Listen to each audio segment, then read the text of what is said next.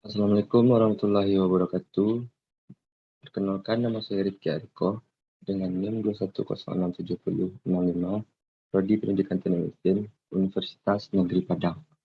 Baiklah, pada kesempatan kali ini saya akan mempresentasikan poin saya yang berjudul gambar proyeksi atau bayangan. Proyeksi atau bayangan. Proyeksi adalah suatu gambar dari sebuah benda pada sebuah bidang tertentu yang disebut bidang proyeksi, dengan cara memotong garis-garis yang ditarik dari titik sudut benda yang disebut garis-garis proyektor. Di dalam teknik menggambar, cara menggambarkan suatu objek adalah dengan cara proyeksi. Jadi, untuk menggambar suatu objek, benda kita menempatkan bidang proyeksi atau bidang gambar di antara mata dan objek dalam cara Amerika. Ada pula yang membuat cara gambar dengan menempatkan bidang proyeksi di belakang objek dengan cara Eropa. Jenis proyeksi. Ada dua macam jenis proyeksi. Satu, proyeksi miring. Garis-garis proyeksi membentuk sudut miring terhadap bidang proyeksi. Proyeksi miring disebut juga gambar pandangan tunggal karena dalam proyeksi ini ketiga dimensi benda akan terlihat, sehingga untuk menggambarkan suatu bendanya secara utuh cukup menggunakan satu gambar proyeksi. Macam-macam gambar proyeksi miring. A. Proyeksi aksonometri. Proyeksi aksonometri adalah proyeksi di mana tiga muka dimensi dari benda akan terlihat dengan bentuk dan ukuran yang sebanding dengan aslinya. Proyeksi ini disebut juga proyeksi sejajar karena garis-garis objek yang sejajar tetap sejajar. Proyeksi ini dapat juga disebut proyeksi dengan titik hilang tak terhingga. Untuk menggambarkan proyeksi aksonometri dapat dilakukan dengan tiga bentuk gambar, yaitu isometri, dimetri, dan trimetri. Nah, inilah contoh dari isometri, dimetri, dan trimetri.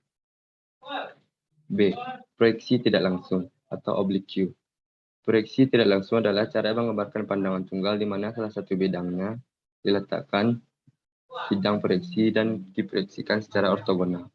Pada bidang ini, ukuran dan bentuk sesuai dengan benda aslinya, sedangkan yang lainnya dengan cara proyeksi sejajar.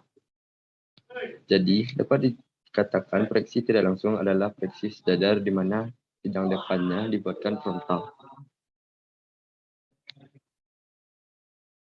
Proyeksi perspektif.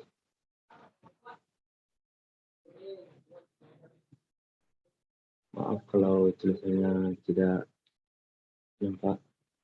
Ada tiga macam gambar perspektif. Satu, perspektif satu titik hilang. Satu, dua, perspektif dua titik hilang. Tiga, perspektif tiga titik hilang.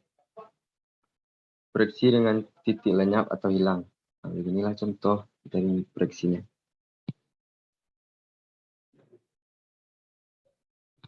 Dua, proyeksi tegak. A. Garis-garis proyeksi selalu tegak lurus, bidang proyeksi dan salah satu bidang benda diletakkan sejajar dengan bidang proyeksi. B.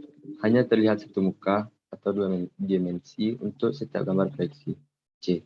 Diperlukan minimal tiga gambar proyeksi untuk menggambarkan suatu objek benda. Proyeksi tegak disebut juga proyeksi pandangan majemuk atau proyeksi ortogonal. Dalam teknik sipil, proyeksi ortogonal selalu dipakai untuk menggambarkan satu objek, sedangkan proyeksi miring hanya digunakan untuk memperjelas satu gambar. Inilah bentuk dari proyeksi tegak dan proyeksi miring. Proyeksi tegak lurus atau ortogonal. Ini adalah contoh.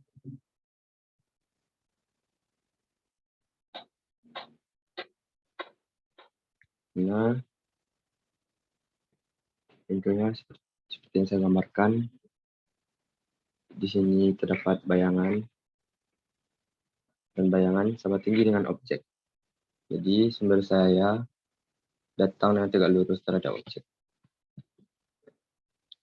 Proyeksi ortogonal atau proyeksi tegak lurus. Ini contohnya. A. Proyeksi ortogonal dari sebuah titik. B. Proyeksi ortogonal dari sebuah garis. C. Proyeksi ortogonal dari sebuah bidang. Dan D. Proyeksi ortogonal dari sebuah benda. Macam-macam proyeksi tegak lurus atau ortogonal. A. Proyeksi Amerika. Sebuah benda atau objek diletakkan di dalam kotak transparan. Bayangan atau proyeksi berada di depan objek atau benda yang diproyeksikan. Hasil proyeksi tampak depan diletakkan di depan objek atau benda yang diproyeksikan. Hasil proyeksi tampak kanan diletakkan di kanan objek atau benda yang diproyeksikan. Hasil proyeksi tampak atas diletakkan di atas objek atau benda yang diproyeksikan. Inilah tampilan. B. Proyeksi Eropa. Bayangan atau proyeksi terletak di belakang objek atau benda yang diproyeksikan. Hasil proyeksi tampak depan diletakkan di belakang objek atau benda yang diproyeksikan, dan hasil proyeksi tampak kanan diletakkan di kiri objek atau benda yang diproyeksikan. Hasil proyeksi tampak atas diletakkan di bawah objek atau benda yang diproyeksikan. Bisa dibilang proyeksi Eropa ini keadaannya timbal balik.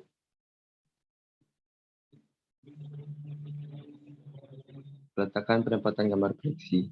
Tampak atas, tampak depan, tampak atas, tampak depan, tampak kanan. Metode proyeksi Amerika. Kalau metode proyeksi Eropa, tampak kanannya seperti ini, tampak depannya seperti ini, dan ini tampak atas. Sekian presentasi saya pada hari ini.